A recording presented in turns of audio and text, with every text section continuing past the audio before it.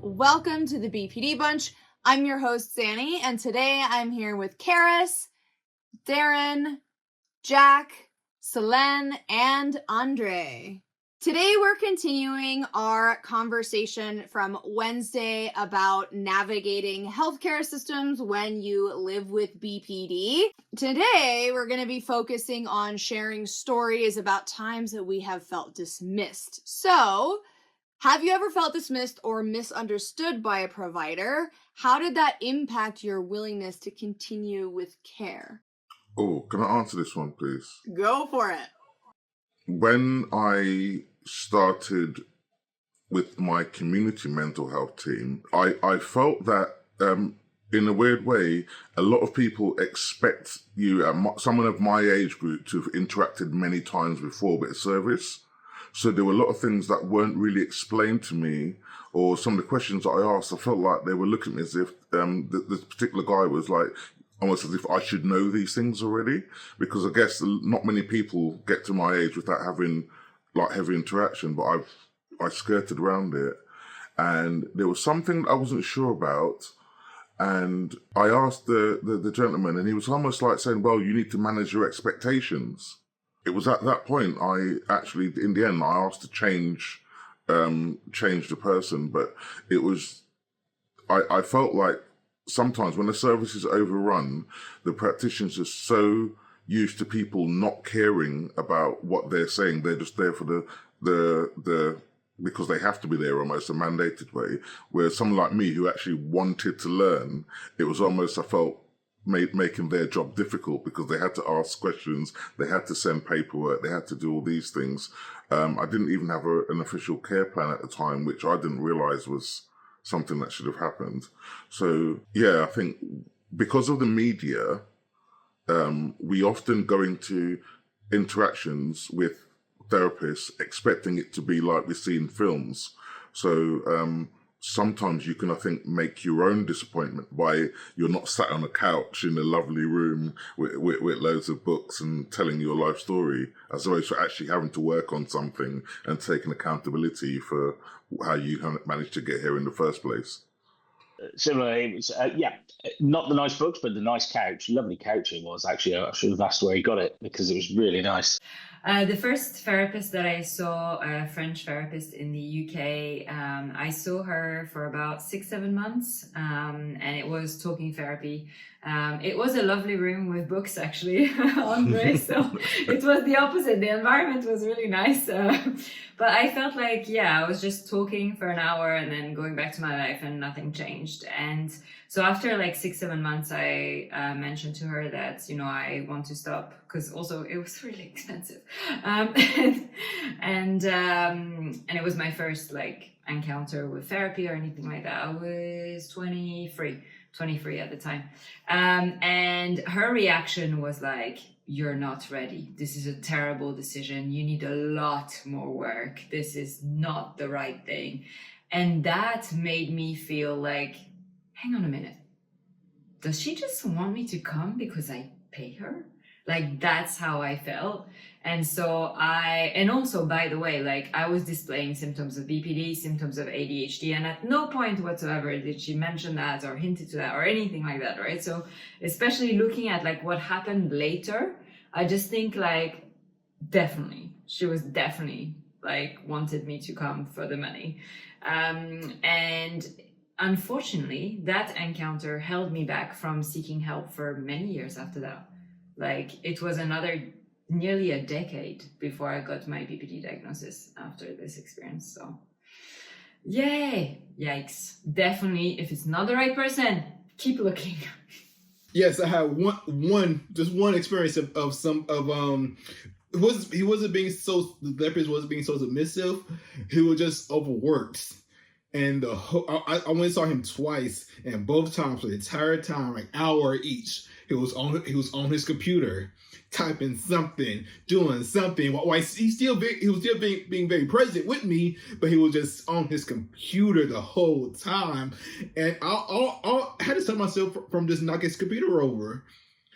But yeah, after that, I can see him. I started going to therapy after that for a minute.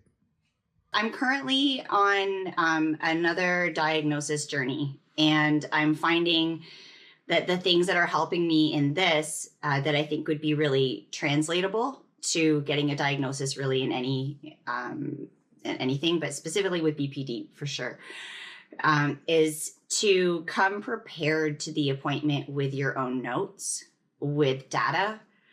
I actually have an appointment with my GP on Monday, 2 days from now. And I have a whole stack of paperwork that I'm bringing with me this time.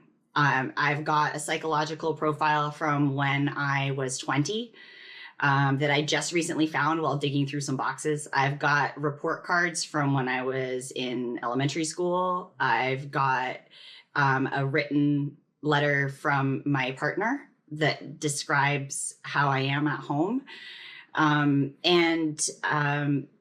I also have a log of how many times this certain thing has impacted me throughout the day. So